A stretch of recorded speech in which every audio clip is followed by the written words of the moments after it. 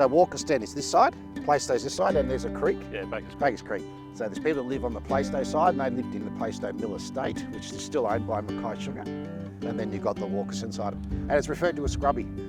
You talk to older people about where they live, it's scrubby.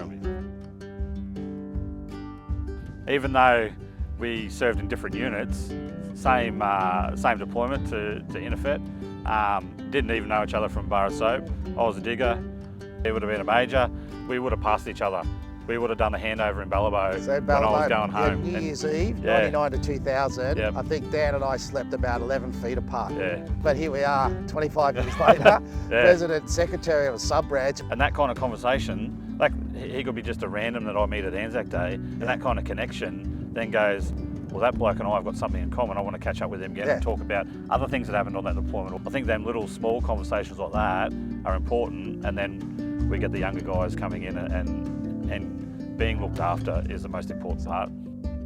We've got our gates in the Memorial Park. Yeah, the gates signify a lot. That's where we lay our wreaths. We also have started recently the Middle East Area of Operations dinner and service. We have a small service in the park around middle to end of October. So we do that every year.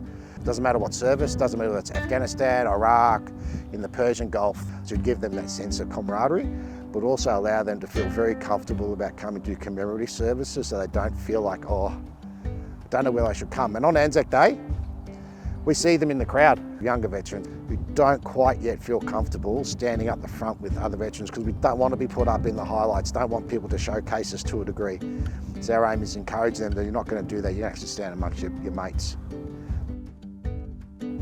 I think what's made our job a hell of a lot easier is that the Vietnam veterans, they know the struggles that we're going through. These boys have talked to me about stuff that they went through, have been through exactly the same thing. So I think that connection in our sub branch is quite unique and quite awesome, is that I think because we're such a close-knit sub branch that we can talk to each other about stuff that guys don't usually talk to each other about. I think that's what makes our sub branch unique and really welcoming.